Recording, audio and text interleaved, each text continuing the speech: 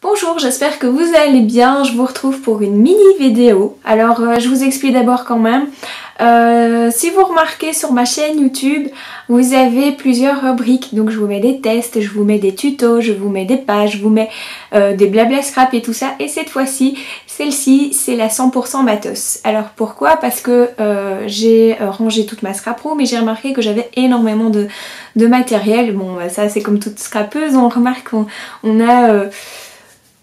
l'achat compulsif quand on voit de belles choses et donc voilà, c'est vrai qu'après autant d'années qu'on scrape, c'est normal qu'on ait quand même pas mal de matériel. On les redécouvre et même ceux qu'on utilise tout le temps, j'aime bien toujours les redécouvrir et dire d'aller plus loin que vraiment leur première fonction, on va dire. Alors cette fois-ci, je pouvais pas faire autrement. La première chose que j'utilise surtout, c'est les encres. Donc les encres, c'est une en particulier, c'est plus un coup de cœur, c'est vraiment le big coup de foudre. Voilà, je bafouille encore quand je le dis parce que au fait c'est vraiment celle que j'utilise à chaque fois. Et enfin vous allez dire ça dépend la marque, ça sera quand même toujours la même chose. Les Ink ça reste toujours un peu la même chose, mais elles ont quand même des particularités pour chacune dans chaque marque. Moi c'est les Distress, je sais pas faire autrement. Je reviens toujours où il y aura toujours un tout petit peu de Distress sur ma page. Et quand c'est un petit peu, c'est vraiment que je suis malade. Parce que voilà, je travaille surtout avec des papiers blancs. Simplement du papier blanc pour le coloriage, pour le dessin, pour la peinture. C'est plus ou moins 200 grammes à 250 pour les fonds de page. Donc voilà, vous allez voir à la suite. Vous avez déjà vu quelques vidéos avec mes réalisations, donc vous voyez déjà un petit peu comment je fonctionne. Ici, ça va être vraiment sous forme de petits tests. Je vais vous montrer parce que oui, c'est bien de pouvoir s'améliorer avec ses propres techniques, mais comme je vous montre en vidéo, il faut montrer quand même les bases, sinon vous n'allez rien comprendre de ce que je vais vous raconter par la suite. Donc en avant, comme si c'était une nouvelle encre, je vous présente les Distress Ink sous toute cette forme et avec tous mes ancrages, enfin des essais et tout ça, donc bonne vidéo. Voici mes chouchoutes, c'est les Distress Ink. Donc vous avez les grands pads, ça c'est avec l'encreur comme ceci. Je vous montre de côté. Il y a maintenant les petites, les mini. Donc c'est la même chose, mais personnellement c'est pratique pour partir quand vous devez aller scraper chez quelqu'un ou aller en vacances ou ce que vous voulez. Mais moi j'utilise surtout les grosses parce que pour faire des grands ancrages, vu que mes pages c'est des 30-30, vous comprenez bien qu'avec ceci ça va aller vite, il va falloir recharger.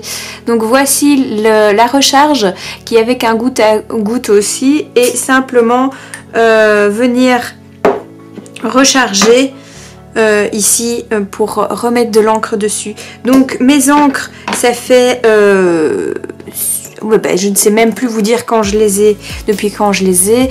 Donc je dirais une dizaine d'années et je les ai rechargées une ou deux fois et j'ai toujours le même recharge. Donc voilà, c'est pour vous dire vraiment qu'on va longtemps avec. Je les applique surtout, on va dire, à sec.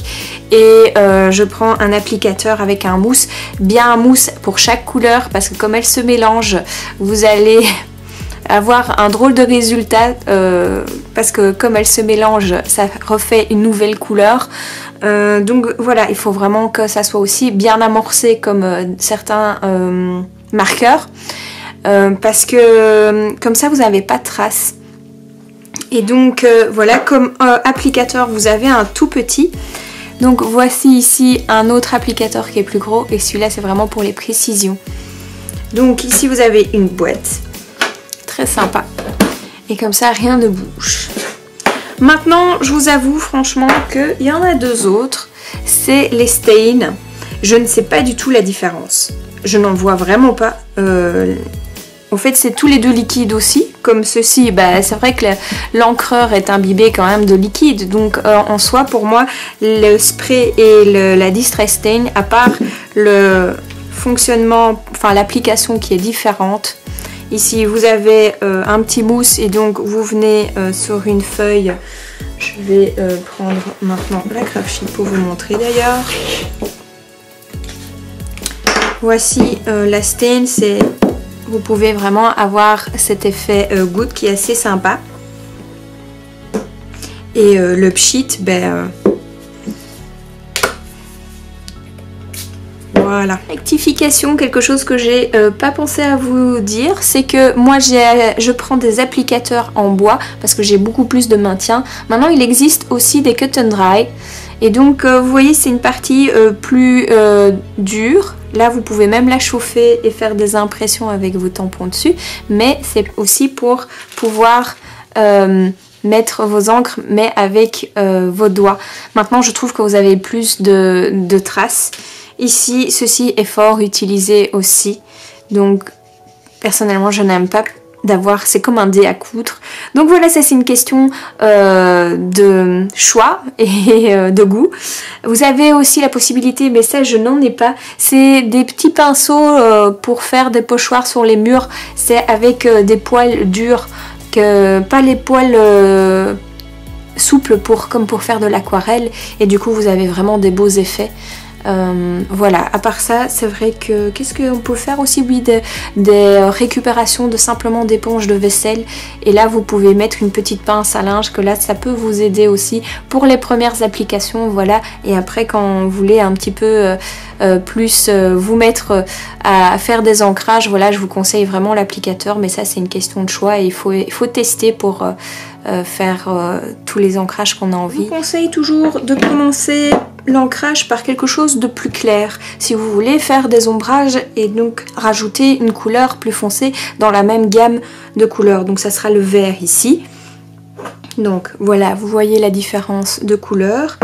Si vous voulez par la suite rajouter une autre couleur, laquelle on va prendre un rouge pour vraiment voir la différence.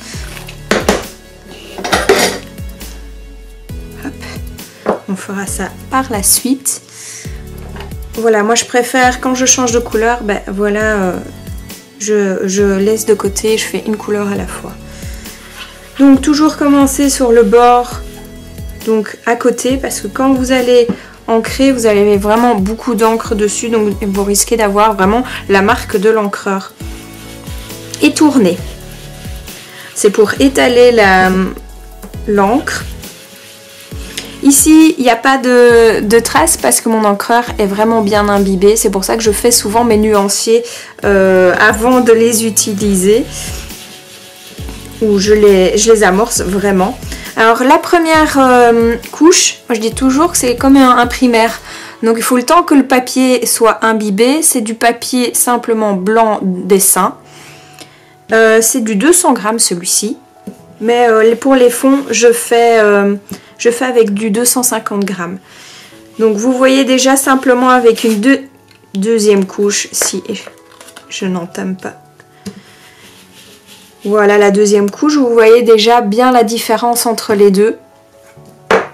Si j'ai envie de ombrer, là je vais mettre ceci sur le côté et vous voyez qu'il y a déjà un beau dégradé. Alors comme vous pouvez le remarquer, je tiens mon applicateur sur le côté ici parce que quand c'est un fond, on a besoin plus d'appui et plus de force. Par contre, si je veux vraiment peaufiner pour faire l'ombrage, je vais le prendre plutôt sur le haut de l'applicateur. Faire les arêtes et des petits frottis pour faire vraiment que le côté. Par la suite, je peux continuer avec mon clair quand même, hein, c'est pas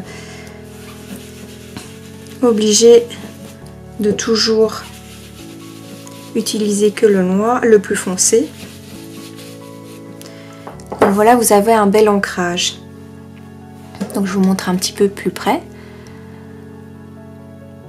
Donc il n'y a pas de traces, sauf peut-être ici ou la pliure que j'ai endommagée. On va bien laver le plan de travail parce que sinon, si vous allez commencer avec une autre couleur, vous allez prendre le vert qui est sur le côté. Donc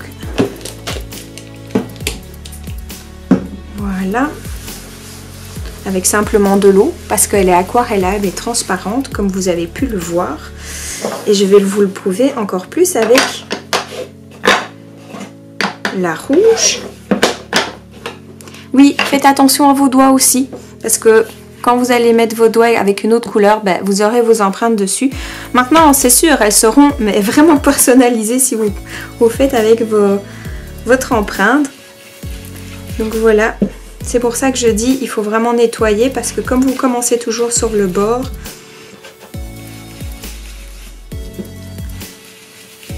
ici vous allez voir qu'on va faire une nouvelle couleur, ça va devenir brun.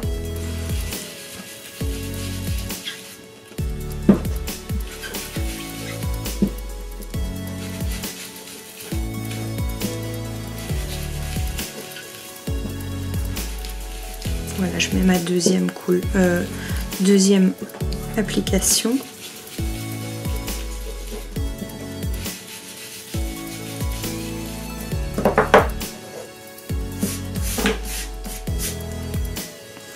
Donc ça reste quand même de drôles de couleurs, je vous avoue, mais c'était pour vraiment faire la différence entre les deux. Maintenant, je peux continuer un petit peu et vous allez voir que ça va foncer de ce côté-là aussi.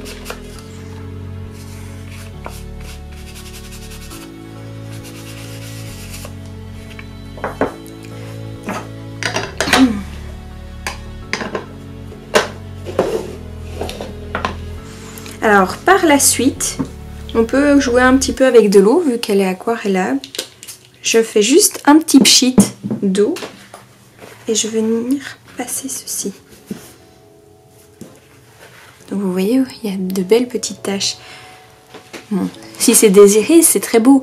Mais justement, si vous mettez une petite goutte sur le côté et que ça n'a pas été bien nettoyé quand vous avez voulu enlever vos traces, ben, votre réalisation est endommagée. Donc faites bien attention à l'eau, pas prendre à boire juste à côté, parce qu'à force de bouger la table, ben, votre verre peut se renverser. Je vous dis ça parce que c'est du vécu, donc voilà, je préfère vous prévenir.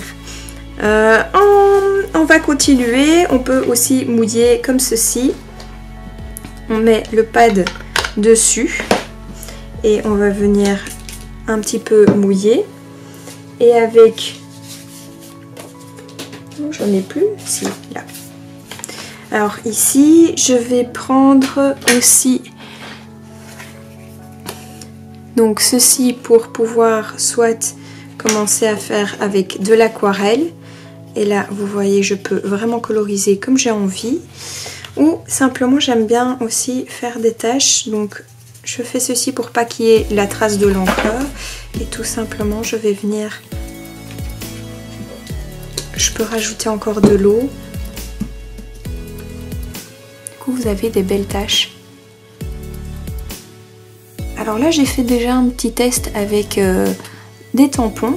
Elle n'est pas prévue à la base pour un tampon, pour les tamponnades. Parce que comme c'est à base d'eau, ça perd le dessus. Alors pour les petits mots comme ça, il n'y a pas de souci. Par contre, quand vous allez vouloir tamponner quelque chose avec des endroits qui sont bien pleins, ça va poser un peu plus problème. Qu'est-ce que je vais faire? Ben, je vais le faire là derrière parce que comme c'est tout mouillé, ça va pas le faire. Donc vous voyez, je trouve que là c'est encore bien réussi. Mais normalement vous avez... Enfin, on voit pas très bien à la... Si on voit bien, c'est vraiment moucheté. Donc vous n'avez pas vraiment ça soit net. Maintenant, mon petit truc à moi, c'est que je mets de la Versamark dessus. Pas pour embosser, mais pour dire d'avoir vraiment... un primaire comme si c'était la première couche. Et comme ça accroche beaucoup mieux et ça ne goûte pas dessus. Maintenant, voilà, les autres encres sont prévues vraiment pour les tampons. Donc je vous conseille de plutôt vous diriger vers les oxydes que je vous parlerai la prochaine fois. Rien que pour le plaisir des yeux, je vous montre quelques ancrages que j'ai fait dans mon carnet créatif où je fais tous mes essais. Donc ici, c'est l'encadrement qui est fait en fonction des tampons. Ici vous avez vraiment un ancrage particulier et vous voyez qu'avec une seule couleur on sait déjà faire beaucoup de choses. Ici vous avez 2 nuances de brun, un effet lumière, donc au centre je n'ai pas ancré. Ici c'est un damier et c'est pas facile à vous expliquer en 2-3 mots. Un dégradé avec une seule couleur, donc c'est pour vous montrer qu'il y a 1 couche, 2 couches, 3 couches et 4 couches de la même couleur. Ici c'est une superposition de carrés, la même chose avec d'autres carrés. Ici c'est le mélange de 2 couleurs. Ici c'est un fouillis, mais toujours en restant dans les mêmes couleurs et en ayant une couleur qui est très foncée qui dominera tout. Un arc-en-ciel ligné, l'arc-en-ciel mais sans les lignes et du coup c'est beaucoup plus compliqué à faire des bons fondus pour pas qu'il y ait de traces. Et voilà, le reste ça sera pour moi faire des tests encore. Tous ces ancrages ont été réalisés en atelier, donc la vidéo s'achève. Voilà, je vous avais dit que c'était vraiment un tout petit peu. Et dites-moi quand même en commentaire si ça vous a aidé ou pas. Je sais qu'il y en a quelques-unes qui demandaient justement, qui découvraient les encres. Voilà, avant je n'utilisais pas les encres, donc je peux comprendre que quand on passe de l'imprimé et qu'on voit des belles choses avec les encres et que c'est vraiment personnalisé, ça donne envie de se lancer. Donc voilà.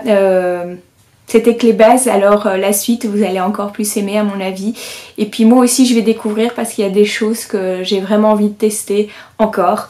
Et donc je vous donnerai mes petits trucs et mes petits conseils. Et puis vous aussi, vous pouvez me donner vos petits trucs, comme ça je peux les tester, les transformer, me les approprier. C'est ça le truc du partage. Donc voilà, je suis super contente d'avoir fait cette vidéo. Et je vous dis à la prochaine fois!